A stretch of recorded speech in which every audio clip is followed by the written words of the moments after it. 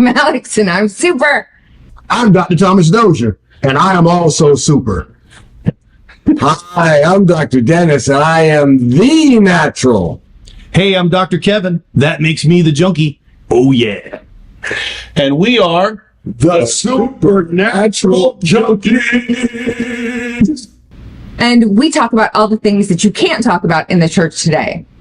And I like to talk about strengthening your faith, conspiracies, and how everything on TV is programming you. I like to talk about how our Bible is relevant, whether you're talking about artificial intelligence, so-called aliens, or secret societies. By the way, I know what Dr. Cruz likes to talk about as well. Spoiler alert. I like to talk about how current events are prophetic and exactly what our Bibles warned us would happen. Alex, what's your jam? I like to talk about ghosts, aliens, demon babies, supernatural healing, you name it. Be sure to check out our 100+ episodes on places like Audible, iPodcast, iHeartRadio, and Spotify. Just search for the Supernatural Junkies wherever you podcast. Also, don't forget to like us on Facebook, Instagram, and Twitter. Hello, everyone. This is the Supernatural Junkies, Sansla Alex. No, she's coming in just a minute. We have Dr. Dennis in the house, and Dr. Dozier is going to be joining us in just a few minutes. Say hello, Dennis. Hello, Dennis. That's right. He's back. And of course, Alex will be joining. We have another special guest today, but we're so honored to be able to interview some of the speakers for the Save Our Children conference that's coming up here in the Tampa Bay area. It is Sam Sorbo. How are you doing this morning, Sam? I'm good. Thanks for asking. Today's a good day. You're ready to go. You're ready to go. Well, we had the pleasure, of course, of talking to your husband, and he's a great interview because he's been everywhere. He's done all that. And so, of course, he was giving you lots of plugs the other day as well. So, you are an author, you're a speaker, you're a producer, and you're also an actress. So what kind of got your career going in the actress direction?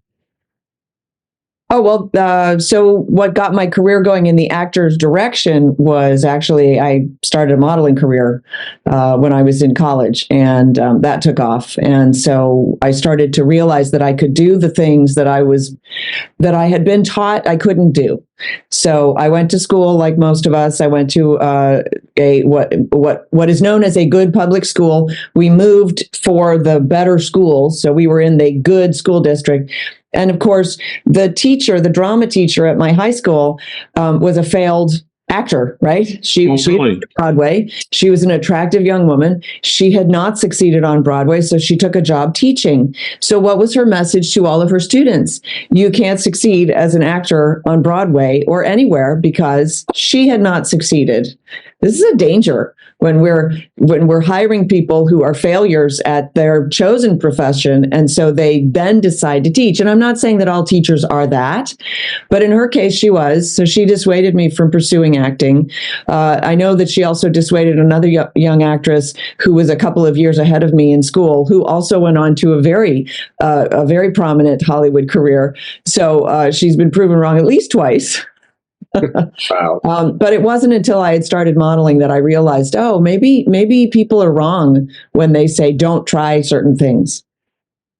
Well, for some reason, my video has dropped here, but we're going to continue on. When you say you got to do some things that you were told you wouldn't be able to do, what did you mean by that? I was talking about acting.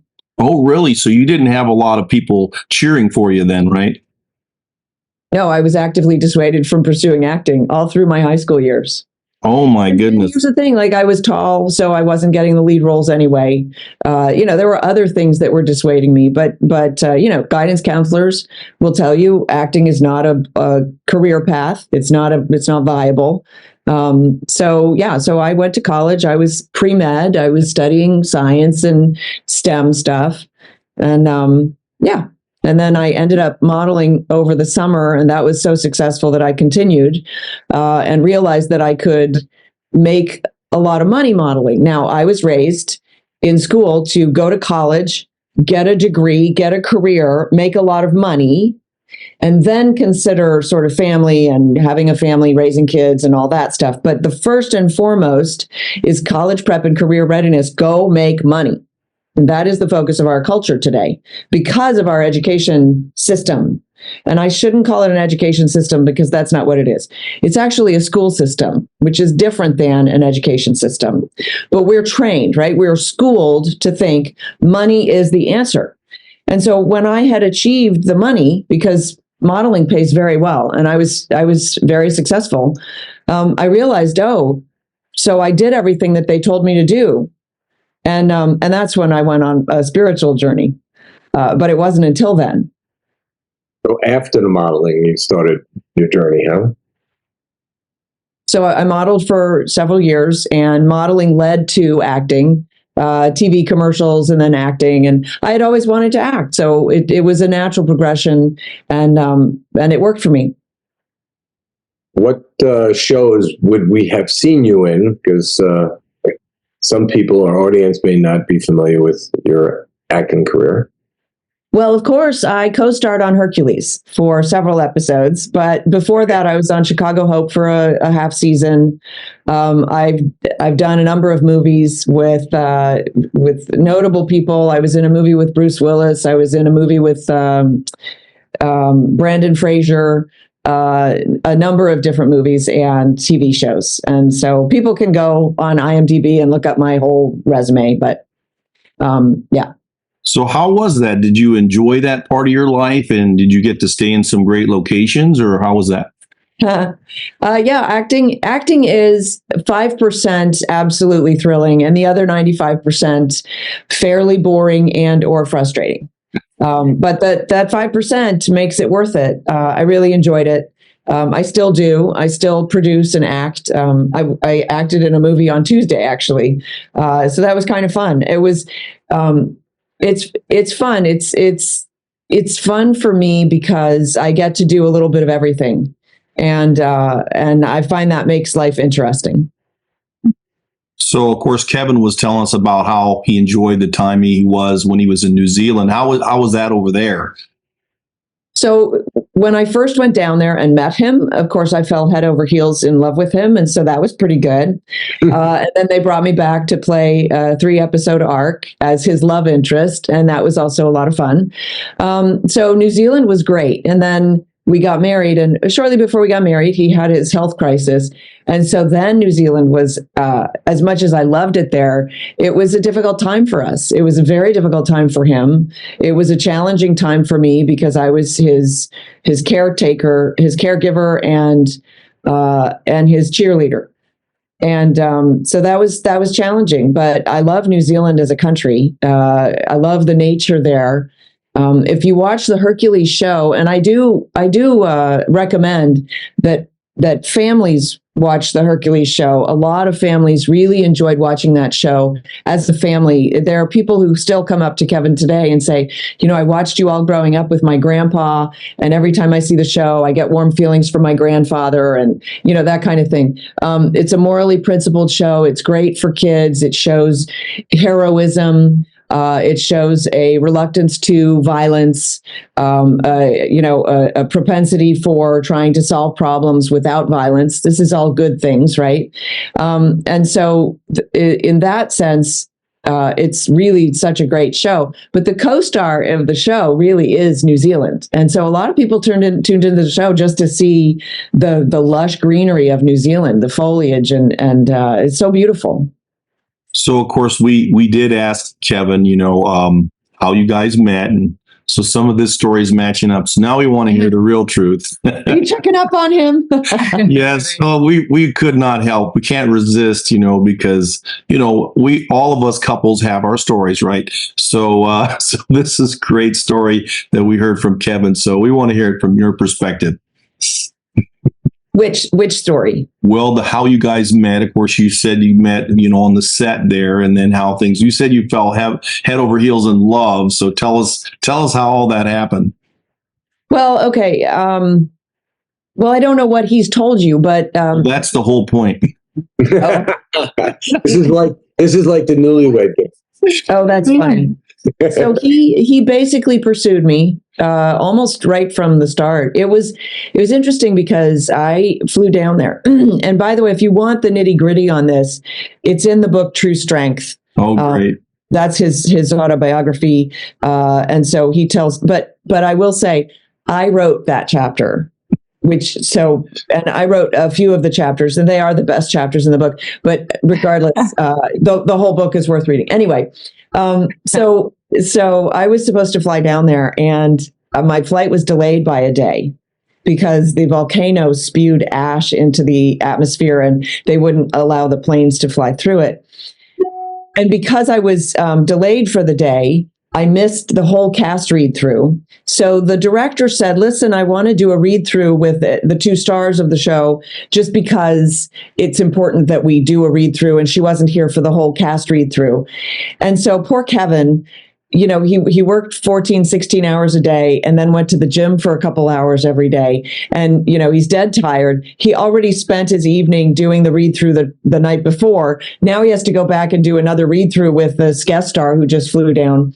But when we met, because I had come off of a show with a complete jerk, I did a show that was very similar. It was a hero buddy show. They were, you know, crime fighters or whatever. And that guy, the star of that show, had been such a jerk, and he wasn't even that famous, and he wasn't even that good looking. And so I was concerned that when I met Kevin, who was uber famous and tremendously good looking, that there would be this, you know, he would be weird. So I decided that when I met him, I would hug him, because I knew that I would have to kiss him in the kissing scene.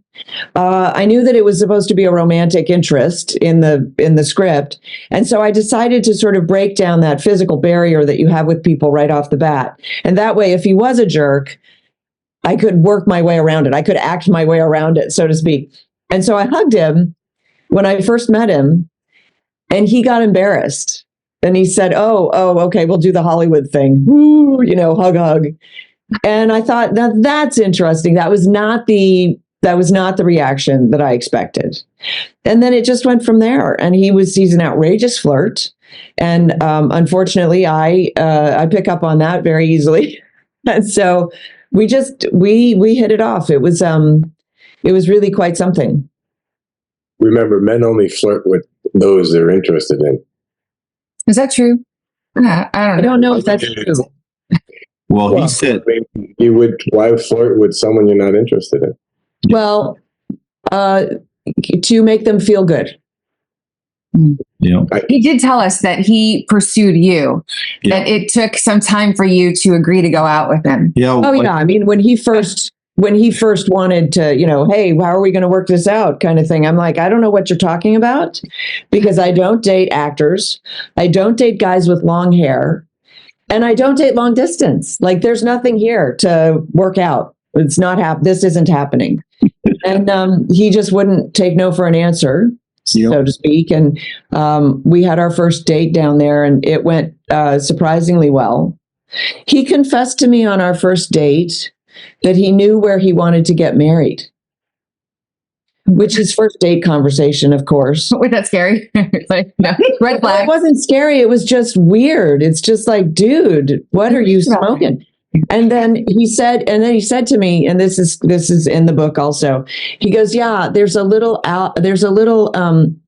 chapel in the Swiss Alps. And I said, in Garmisch? And he looked at me. He's like, yes. How do you know that? And I said, well, my grandfather gave me a painting of it, and it's hanging on my wall at home. And he's like, well, that is really weird. And I'm going to have 3 kids, boy, boy, girl. And I said, well, that's weird, because that's what I'm having, boy, boy, girl. Wow. And so I think at that moment, we kind of were like, there's something that's happening here. And then, of course, we did have boy, boy, girl, which is just freaky. So, well, Kevin was very cute. I mean, I love when he was explaining and how he said it took a while for him to get you to go out on a date. And he said something about country music, and then find out you were a Christian. And so he was like, he couldn't help but have to take notice. And then he recollected how his dad, which must not be a hugger, hugged you right away. Yes. So he said a few things that were just very endearing and very cute. I proposed to my wife in a Hello Kitty costume, and that's one for the books. So, Yeah. but I got her for sure. So, anyways, but long story short, so after you did that show, you said you did a little piece on the Chicago Hope, was it? I did Chicago Hope after I did my first episode of Hercules and before they called me back. I did like 8 episodes of Chicago Hope. Was it really in Chicago? No, no, but I really did play a doctor on TV. That's awesome. Well, I mean, that can come in handy, right?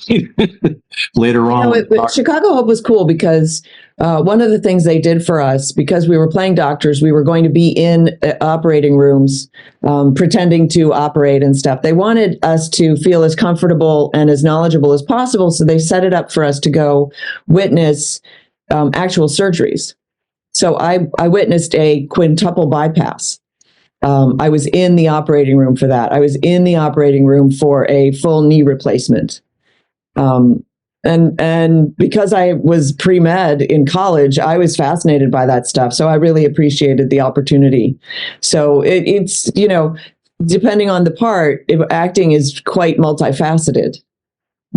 Cool. So, once you guys decided to get married, and you are now thinking about having kids, how did you handle the professional, changes that you've had to make? Because, now you're a major advocate, for freedom with respect to education, and especially with homeschooling. Kevin was telling us about the homeschooling. So how did that transition happen for you? Now you're married, and now you're trying to move into maybe a next stage and then to where you are today. So shortly before I met Kevin, I sent a prayer up to God because I knew that I wanted to be married. And I wasn't finding a guy in Hollywood, strangely. Go figure. And so I sent a prayer up to God and I said, okay, God, I get it. There's going to be a compromise. I just don't know what the compromise is. Like, where am I supposed to compromise to achieve my goal of family and children, right? And in other words, is he going to be short? Is he going to be bald? Is he going to be stupid? Is he going to be like, what's the compromise? Because I get it. I'm not going to meet the perfect guy. Right. And because when you're dating, it's like, it's good. Uh-oh. Right. And then you're like, uh-oh, that's a red, that doesn't work, but should it work? Should I make it work? Should I, And then a couple months after that, I would say, I flew down to New Zealand and I met Kevin. And despite, my reluctance to date him, he was perfect. He's brilliant. He's a good actor. He's darn good looking. Like, what is wrong with that specimen of a human being? Nothing, except he lived across an ocean, which wasn't even like a thing. Like, okay, we'll just have to work that out kind of thing. And in fact, I thought, okay, so that's the compromise. Like, we're going to have to work at it a little bit. And so we began dating. And then he got ill. And he was in intensive care. And I booked probably the best job I've ever been offered as an actress. It was a national network TV commercial, which means they pay you upfront a ton of money for your talent, to go and perform the commercial. It's like a 3-day shoot, New York City, first class all the way, all expenses paid, lots of money. But then when the commercial's done, ka-ching, ka-ching, ka-ching, every time it airs. And it's national and it's network, which means it's going to air a lot. And I booked the job, and I realized, and the commercial was for my all-time favorite thing, which is ice cream. It's like, it wasn't for, peanuts, which to take them or leave them. It was for my favorite thing. And so I went into intensive care and I said to Kevin, he knew what was going on. I said, I booked the commercial. Do you want me not to go? At which point he said, yes, I want you not to go. Because he was lying on his back, unable to move because he had blood thinners going through his body. And one false move, he could just bleed out. He was in dire straits. And I said, okay, you don't want me to go. And I sat down and I looked up at heaven, basically, right? And I said, oh, that's the compromise. I have to sacrifice my career. And I did it right then. I was like that. It was like, oh, is that the compromise? I get it. I get it. I have to make the choice to do family. Family has to come first. Everything else is secondary. That's the compromise. We're not taught this in school. We aren't taught that every choice is binary. We're taught to make pros and cons lists, which, by the way, have you ever made a pros and cons list? It just offers you a ton of confusion, right? It doesn't really sort anything. It just, it gets you to think about the thing, but it doesn't really offer clarity. Clarity is offered when you make priorities. When you prioritize things, then your first priority offers you your decision. And all the other priorities will have to take second place because they are second place, right? And so I walked away from my career, which then leads up to, it took us a while to get pregnant. It was difficult for us. He was very sick. The medications that they had him on, I think, did a number on his whole system and stuff. And so we struggled to get pregnant. But by the time we had 3 kids, I wasn't really working because we lived out of the country, and foreign countries don't like it when Americans come and work. We don't mind, apparently, but other countries do. And so it was a struggle for me to get any work as an actress when Kevin had recovered enough to sort of allow for that. But we got back to the States when he finished up his second show. And because he did end up working through his illness, which was a tremendous blessing for him to be able to do that. We got back to the States and I started auditioning again. And as of my, I don't know, third audition, which it's like a 3-hour process. You leave the house and to get there, and then you sit there for a while, and then you do the audition, and then you drive back home. I got back home and my toddler runs up to me. This is my youngest, is about 1.5 years. And she's got one word and a finger. And she runs up to me and she goes, no, no, no, no, no, no, no, no, no. And I'm like, what's that about? So I pick her up, I put her on my hip. She turns right to the nanny and says, bye-bye. And I thought, oh, it's another one of those binary choices. You can do kids or you can do your career. But if you do your career, you compromise your family. At least that's the way that I saw it. Because it's a compromise. It has to be. If you're not 100% there, you're less than 100% there, right? Mm-hmm. And so I walked away from my career again, and that developed into my attitude towards home education. But it wasn't until Braden went through second grade. We moved for a better public school system, and then he did first and second grade. And it wasn't until towards the end of second grade that I started to go, this school thing just isn't working out. This is not education the way that I see it. And it's detrimental. And that was before Common Core and before all the woke ideology and before all that stuff. I could see through it, and I could see what they were doing with school was kill the curiosity of the child, kill his desire to learn. And that's what school accomplishes, sadly. And I'll say there may be 10% of the population where it doesn't actually deter them. But by and large, it's a deterrent to learning. School is for children.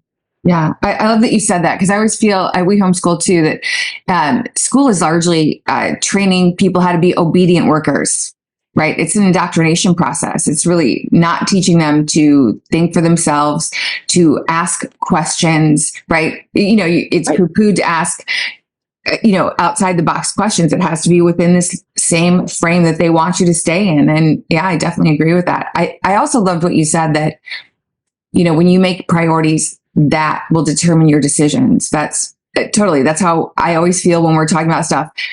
And I had to give up my career as an editor for NASDAQ for many years out in Los Angeles. Actually, I lived for a long time and then came to Florida. And so when we got married, it was tough giving all that up. And then I had to realize, my ego was caught up in that. It was an ego choice too. And that was huge. So I totally respect that you said that, because I think that sometimes you aren't taught that in school. But there's also No. such a lack of respect for stay-at-home moms. And you realize, Okay, so I'd love to drill down on that for just a minute, because you really bring up a very important point. Your ego was caught up in it. So this is what happens because of school. And this is why I am so adamant about my views about school. School teaches you college prep and career readiness is the ultimate aim for the soul. Okay. Your job is to make money. That's your identity. So you, as an editor for NASDAQ, that was your identity. That was your whole value, was your money earning potential, was your value. That's what you were indoctrinated to believe. And, you know, we're talking about the indoctrination of children today. Oh, how dare you indoctrinate the child today, right? Guess what? We've all been indoctrinated because we went through K through 12. So you were indoctrinated to believe that your value was tied to your job. And if you stepped away from your job, you were making a big sacrifice. yeah, who am I? And by the way, you were also likely indoctrinated to believe that sacrifice is bad. Sacrifice is a dirty word. Sacrifice is only the giving up of. But the Christian idea of sacrifice is the getting of. Jesus sacrificed his life for humanity, not for nothing. And so when we sacrifice for something. I gave up my career. Sure. For what? For my family. There, you can't put a price tag on that. You can't put a value on that. It's beyond value. And so we have to really step outside of our own indoctrination, the way that we were taught to think, that we are intrinsically only our identity as a worker. And I mean, that's blasphemy, right? That's not valuing the soul. That's only valuing the physical, material, productive individual. That's a horrible thing to do to a child. And it was done to you, right? And so you finally said, wait a minute, I have to set my priorities. My family is actually more important than my job. Huh. Imagine that. That's crazy. I guess I'm crazy. And you're saying, well, we don't value, moms who work inside the home, the mom, right? Of course we don't value her. It goes against their value system, but their values are not our traditional values. They've installed an entirely different value system. And this is why we're seeing our entire culture go down the tubes, because their value system is tied to the dollar. And therefore, you'll sacrifice your children, you'll sacrifice your honor, your virtue, your own sense of self, you'll sacrifice for the almighty dollar. You'll sacrifice your bodily autonomy. You have to get the shot. If you want to keep your job, you'll sacrifice your bodily autonomy to keep your job, your quote, job, which is actually your identity. Right? And that's all because of their indoctrination in the schools. That's why children don't belong in school. If you love your children, do not put them in school. So when did you ever put your children in public school or anything like that? Yes. You said up until second grade. And then how did that happen? How did you decide that was not going to work? Well, our second grade class was the worst class the school had had. Which thank God, I was exposed to like the worst possible situation so that I could go, oh yeah, this is not working, and be sure of it, right? And as well as my son was doing, I was not satisfied. I did not like hearing that she sat him next to the poorly behaved child so that he could help get her off her back. You know what I mean? Like my son was the good kid, but also there was stuff that was coming home from school just from the other kids and stuff that I didn't appreciate, which is another reason why your children should not associate with any child you don't know or any child whose parents you aren't, fully familiar with, because the stuff that the kids are getting access to today is very dangerous stuff, and they will spread it like wildfire. And if you don't keep a lid on that, your children will be exposed to things that you do not want them exposed to. And so after second grade, I said, this just isn't working. And I said to Kevin, I think if I fail at homeschooling, he'll still be better off. And I still hold that to be true. If all you do is pull your children out of school and you do nothing else for them except keep them off electronics, they will end up better off than kids in school. There's no doubt in my mind. With everything that's going on in the schools today and everything that the children are being exposed to. But I will say this. I thought, what's the harm My second and third children can both go to the public school kindergarten. It's free. It's like a playroom. They'll just have some fun. They'll learn their letters. And what's the harm, right? It's half day, like really. And it's cute. The teachers are sweet and they're lovely and whatever. It took 10 years for my daughter to figure out and tell me that in fact it was in kindergarten where she learned that she was stupid, and that's why she could never hear how bright she was from me. So my daughter is not your standard learner.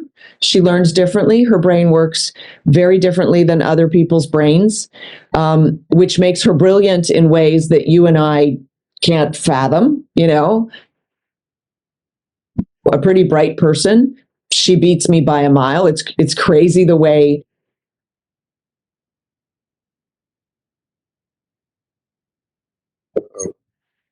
Reason. I love math, right? She thinks differently. So it's because she didn't conform, and she didn't conform in kindergarten, that's where she learned that she was stupid.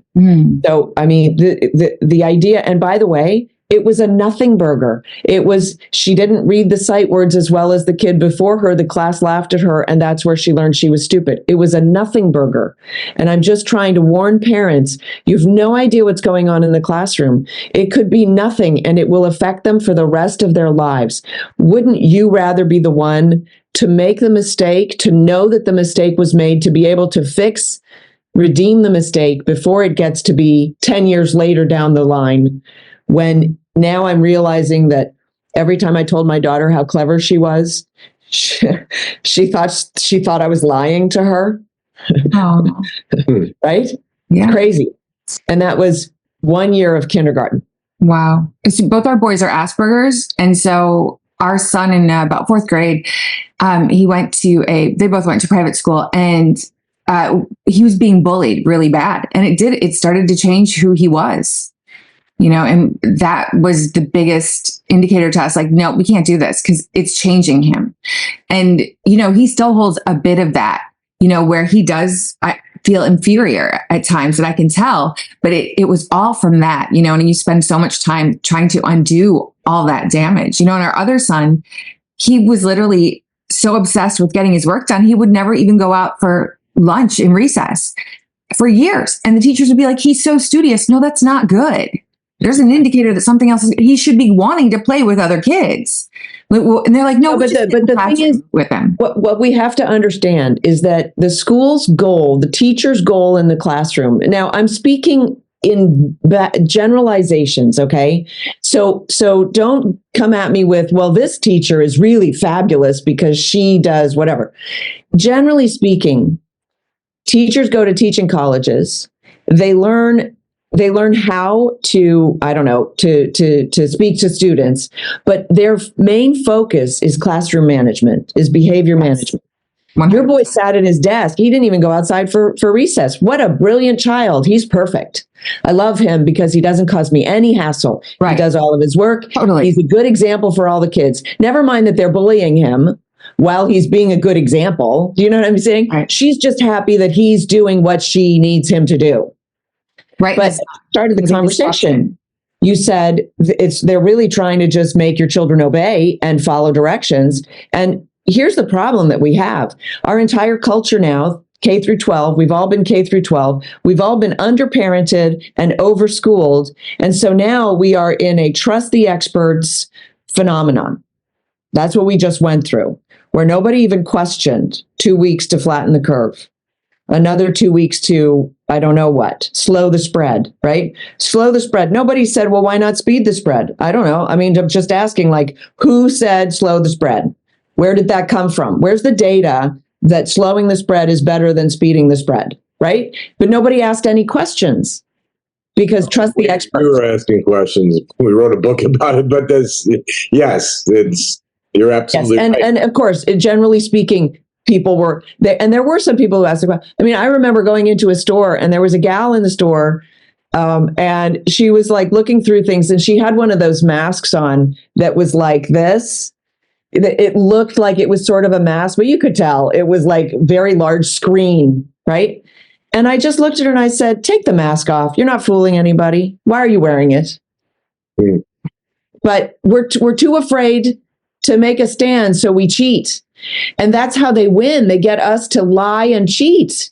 Mm-hmm. So where's the win? They're still winning.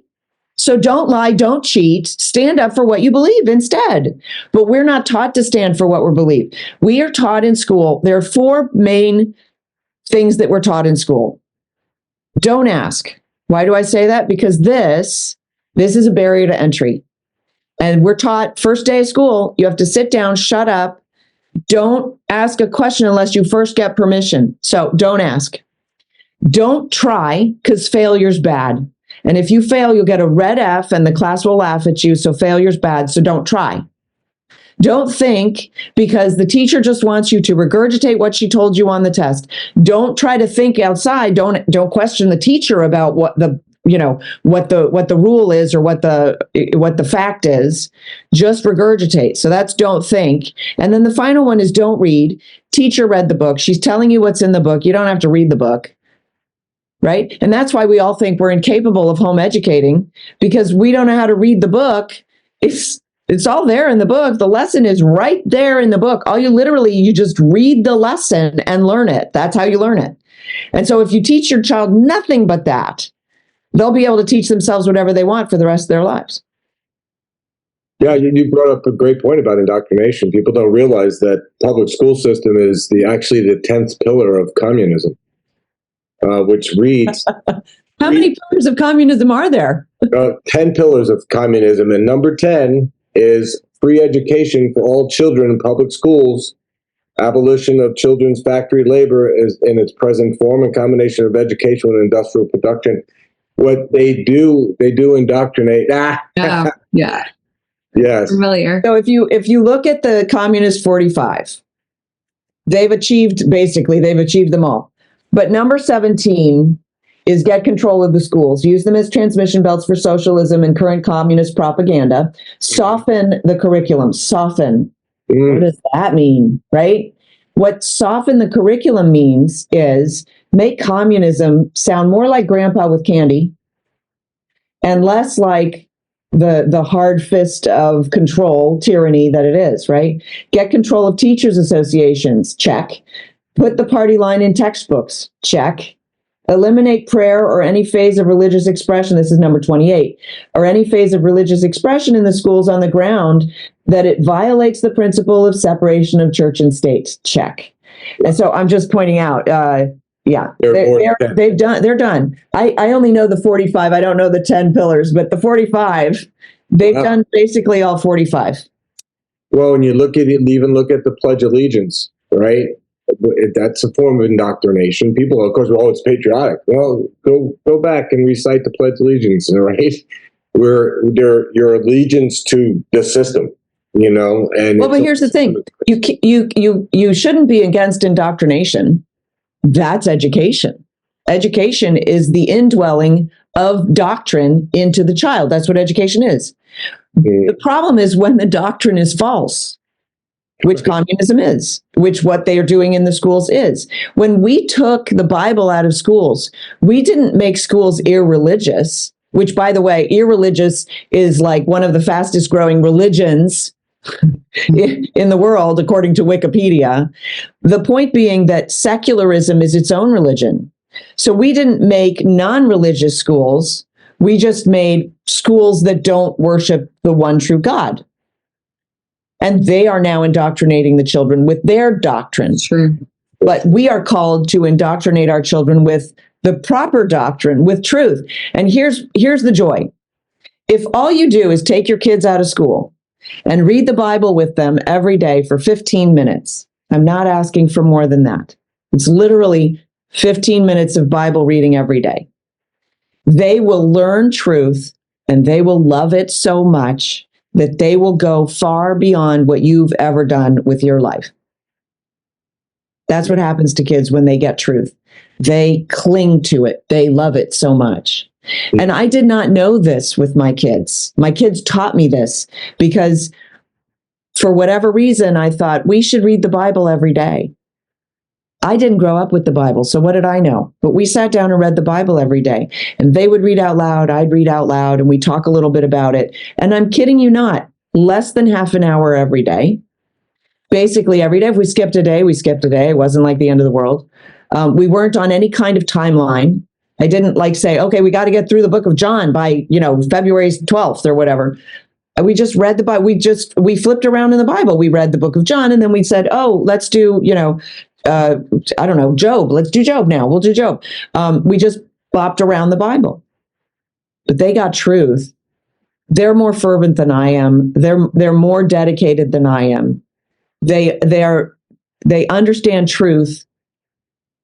Maybe not more than me. I'd hate to say that I don't, but I am humbled by their staunch stance. That is awesome, Sam. That's incredible. I need to ask the question, the Sam Sorbo show. Tell us about that. Oh, this thing? Thanks for asking. So I started a new show about 3 weeks ago. This is the end of my third week, called the Sam Sorbo Show. That way I don't forget what it's called. It's on patriot.tv, which is my General Mike Flynn's new endeavor. It's very exciting. Actually, today, well, I don't know when this airs, but today and tomorrow we're having our Patriot TV launch party. And so we're going to have all the hosts and just hanging out, chatting about the point. And the point of Patriot TV is to discuss truth. I believe that we learn in the exchange. So just as in wealth is created in the exchange, you're familiar with that concept, right? Yes. This is what made the United States the greatest wealth engine. Was the free exchange. We had a free economy. A little bit less so now. Hopefully we'll get it back a little bit. But so the free exchange and the free exchange of ideas is what creates a growth in knowledge and understanding. And that is why the left seeks to shut down the free exchange of ideas with their safe spaces and their la, la, la, la, la, I can't hear you, and their censorship on social media. Because it's not because they're against the truth as it is because they understand that if you add truth into the mix, some people will improve. Some people's understanding will improve. And they seek impoverishment for all. And so they can't allow a prosperity of knowledge or ideas to form. So so that's the focus of patriot.tv. I've got some phenomenal other hosts who are part of the lineup. Jason Lewis, who used to sub for Rush a lot, is my lead-in. That's exciting. It's on every day at 7 p.m. Eastern or 6 p.m. Central. Now, you had your podcast before that, and so here you are, your mom, you're raising your family. And when did you really become an education advocate? Yeah, it wasn't long after I started home educating my kids, or I should say I homeschooled them, which was my mistake. But it wasn't long after I started homeschooling them. So maybe a year or two, I just talking to other people. And then I realized, I had a lot to share. I had already started blogging about it. I decided to blog about it when I first got underway, just as a way to help other people, if maybe my mistakes would help other people or my triumphs might help somebody learn. And then as time went on, this is what I realized. They are robbing our culture of the family unit. They've been doing it for decades and decades. They've been doing it since school started, basically, since the first public school, the first government school. And I'm not saying that everybody who was involved had nefarious intentions, but there are players who came onto the scene who co-opted the schools for nefarious intentions. So we ought to be calling them factory schools, because that's essentially what they were designed to do: create factory workers who didn't question authority, who did their jobs and went home and didn't gripe about it. That's basically what they were enacted to do. Now we just call them child prisons, but that's my kids. So the idea is we have to get away from this idea that school has something right about it. And so what we're doing is we're abandoning the building, but we're still going to keep the ideas behind school because the ideas are perverted. The ideas are corrupt. And so we have to get back to what education really is. To that end, I'll show you this book. So I wrote the Playbook for Home Learning. This is actually, it's a workbook. I don't know if you can see, but it's got like blank pages and stuff. It's a workbook that I developed based on a conference that I did. And for the workbook, I put together 15 videos. So you get the workbook and the 15 video series. And it basically takes you out of the school paradigm and asks you to consider what future you envision for your child and how, and then design a path to get them there. That's education. Education really is raising a child into adulthood. Well, do you know how to adult? Yes, you are adult. You have a job, you make a living, you're raising a family. You're the culmination of what an education is. Why can't you impart that, the best part of you, right, to your children? This is what being an adult is. And it takes years because we grow so slowly as human beings. I mean, we're not like other mammals. We take a long time to mature. So how do you engage a child into maturity? And to that end, I say, parents, you're the curriculum. It's not more complicated than that. Sure, you've been taught that if your child doesn't know calculus by the age of 12, he's a loser. That's a lie. If your child needs to know calculus, if you do it right, he'll go teach himself calculus when it's time. Things like that. So that's what I cover in the Playbook for Home Learning. Oh, and also I've developed a new resource for parents who may be just embarking on homeschooling. It's called the Homeschool Starter Gift Set, and it actually combines this book. I have them here. This book, I didn't write this book, but I wish I had. 50 Things Every Child Should Know Before Leaving Home. It's a brilliant book. It's absolutely gorgeous. And it goes through the things that you want your child to know about that they would never learn in school, like how to be charitable, how to change a tire, like how to be a human being, how to love people, how to behave at a funeral or whatever, like how to be a human being. This book sort of goes into a little bit more depth of that, and it's very well organized.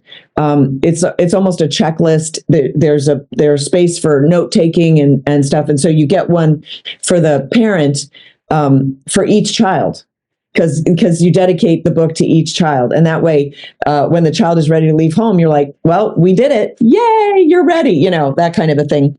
So that's part of it. This one I wrote is Teach from Love. This is a school year devotional for families, teaching children virtue. This is a conversation that we ought to be having with our children. What is virtue? Why are we virtuous? Why don't we lie? Now, the schools would have you believe that lying is perfectly acceptable if it benefits you, survival of the fittest and all that, right? But we know that that's a terrible thing to tell a child. But why? How do you teach a child not to lie? Right? So that's in this. And then this one, this was my first book, There Are Your Kids, An Inspirational Journey from Self-Doubter, that's me, to Homeschool Advocate, also me. And so that's sort of my journey. This is a Why You Should Homeschool and How Easy It Is book, I say. So it's those 4 books, and then it's a bunch of other resources that I've assembled to get people on their way. I've got some starter curriculum so you can try it out from some of my favorite curricula suppliers, and some other things, some neat toys and games that you do with your family. Oh, it also has our movie. Did Kevin talk to you guys about Miracle in East Texas? Yes, a little bit. So this movie's coming out again in theaters for Easter. I'm actually really excited about that. So people can actually see it in the theaters again, or if they missed it the first time. But because this movie is based on an absolutely true story, even though it's a comedy, it's a true story about the about the greatest oil strike in the history of the world during the Depression in Texas. It's an incredible story. So I developed a curriculum to go along with it. And it's a simple curriculum. It take maybe an hour, you talking with your kids. But I want to expose parents to this idea that they have so much to offer their children. I want them to compare themselves to the 22-year-old newly graduated teaching student. You have so much more to offer your children than a newly graduated teaching student. And then many of the teachers out there. Why are you selling yourself so short? And it's because you've been indoctrinated to think that you're useless when it comes to the education of your child. And that's are those on Brave Books? Can you get all that stuff? Where do you get those resources? SorboStudios.com. So Brave Books is a completely separate entity, and that's a book that Kevin did with Brave. They supply children's books, really good children's books. Highly recommend them. But the Homeschool Starter gift set is only a Sorbo Studios production. Well, go ahead, Doc. No, my daughter just blessed us with our first grandchild, a granddaughter, and both and her husband are educators. He's a phys ed teacher in New York City school system, and she's an ESL teacher on Long Island, and it's very difficult. They talk about being conservative in that system and how difficult it is, and I'm trying to get them out of New York and try to get them to. I'm talking to my daughter about homeschooling. Obviously, she has skills to do so, but those resources would be great. So, and we know you also, we've been able to listen to your regular podcast quite a few times as well. So tell us about that show and some of the guests that you have on there. Because, I mean, people that listen to us like to, a lot of times they pick through to the different subjects, that might, hit a hot button. So what are some of the people that you've had on your show and topics that you discuss in your regular podcast? Well, my podcast is now sort of morphed into the Sam Sorbo Show on Patriot.tv. I still do the podcast. It's basically I'm taking one Patriot show a week and putting it out as the podcast because, frankly, it's a lot. But the podcast that I was doing, I was interviewing, forgive me, people that interested me. People who are in the fight for truth and the fight for freedom. I was just interviewing them as interested me. So I just recently had on Jordan Peterson's wife, Sean McBriarty, who's very, very in the fight for against the woke agenda in schools. Topher Field, who is from Australia, and he was basically the face of the resistance to what became the biggest lockdowns in the world, the harshest lockdowns in the world. The Australian police in Melbourne actually started shooting rubber bullets against their own citizens who were peacefully protesting. There was no violence except from the police against the citizenry. And as I'm sure you know, rubber bullets are not non-lethal. They're just less lethal. So, for my podcast, I interview people who interest me, who are doing interesting things. And that's basically what I'm doing on the Sam Sorbo Show on Patriot.tv. It's a little bit more focused on just current events, always through the lens of education, because education colors the way that we perceive the world. So right now we're educating children to believe that they're either victims or oppressors. That will color the way that they see the world for the rest of their lives. It will be very difficult for them to get off of that position because they're being taught this at such a young age. If you're a Black child, you are oppressed. You're a victim, and there's nothing you can do about it. And you have to look at every white person as an oppressor, as somebody who hates Black people. I mean, they are teaching abject racism in our schools today. Yep. That's child abuse. It absolutely is. And, our focus for our podcast really started in 2020. And of course, we had 50,000 people downloading us every month, and we were shut down on 3 platforms 3 different servers in a row. Of course, we're all doctors that are in our podcast and talking about these things. So we're well aware, but we're also thankful for people like you, Sam, that's putting out the truth. Amen. So we're really excited about your ministry. We're excited for you to come to Tampa and talk about, again, saving our children. It has to start with the parents. It has to start with education. And I think that that's something that God has put you in this time and place for a reason. So it's really exciting to see you got quite a life here now. Your kids are getting more grown, and it sounds like you're getting pretty busy, and you got your own TV show. So I think God's going to restore back some of the things you might have had to, just take one side or the other. But I think the other side of this professional career is going to come back for you really strong. So, yeah. Well, thank you so much for having me. I've really enjoyed it. Any other question, Doc? No, I'm good. Sam, very nice to meet you. Look forward to seeing you at the conference. Me too. I'm looking forward to the conference. Thanks so much. Alex has got one more question, and we also want to ask you, of course, how we can pray for you. So, yeah. But before that, I want to ask, because we asked Kevin, how did you become a Christian? When did you become a Christian? Oh my goodness. So that's a bit of a long story, but suffice it to say, when I figured out that I had done what I had been taught to do to achieve happiness, which was to make money, I realized how wrong my education had been. And so I went on a search for meaning, because if that wasn't the goal, and clearly it wasn't, because I made money, and then what? I went on a search for meaning. I found order in the universe, and I decided that the name for that order must be God. I could have called it something else, but I figured, why not? Call it what it is. So that's my story. Well, the Bible says that when we seek that truth, we will find it. And so we're so happy because we all feel the same way. So how can we pray for you, Sam? Oh, you know what? It's very kind of you to ask. Just pray that the Holy Spirit gives me the words to reach people with the truth.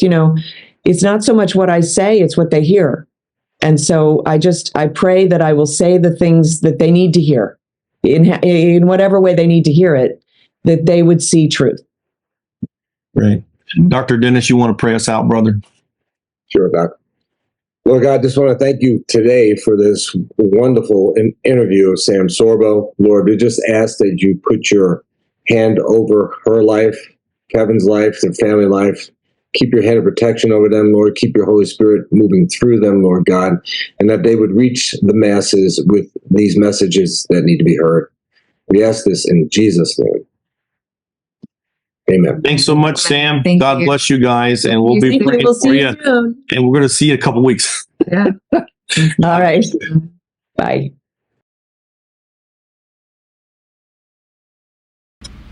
Hello, this is Dr. Kevin Cruz, and I'm the president of the board for Serving Others in Love in Honduras. What led me to get involved? It's when I felt Jesus ask me the same question as Peter, do you love me? And each time I had to answer the question why I wasn't feeding his sheep. Of course, there are needy people in America, but once I went overseas, it became obvious to me that these were the least Jesus was talking about. Then I met Dan Isbell, the international president of Soil Ministries. Dan shared with me how Honduras is the second poorest in our hemisphere. Here's Dan Isbell to explain why he and his family have been ministering in Honduras for over 60 years. In 1964, my mother took her 3 children and started this ministry with only $75 a month and a burning desire to serve widows and orphans and to show them the love of Jesus. Before she was finished, she had pioneered 76 churches and a bilingual school. Now we have over 170 churches, provide water, food, and evangelism to thousands of children and to widows. Children are also loved through our deaf school, emergency medical fund, medical missions trips, and child evangelism. But there's still so much more to do. We have churches that need roofs and available land that can be used to build schools, clinics, and churches. Some of our locations don't even have enough food for themselves. Some of our transportation is broken beyond repair. But let me introduce you to one of my partners, Dr. Tony Ponsetti, to tell you more. Serving others in love in Honduras is my passion. because we're equipping pastors and leaders with seminary-approved degrees and marriage seminars that can keep them from being shut down. Did you notice how the true story of Sound of Freedom started in Honduras? Nothing could make me prouder than to know that our Shalom home of trafficked girls is fighting this unspeakable evil today. Now, let me introduce Dr. Thomas Dozier so he can tell you how you can get involved. 500 people giving $17 per month provide over $100,000 of support to the children of Honduras. You can be a part of making a difference in the lives of the children of Honduras. Fortunately, some of us can help build a school or put a roof on a church. But more than just money, we want to invite you and your church to go to Honduras on a mission trip.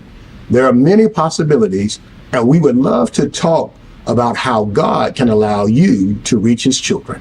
Please visit our website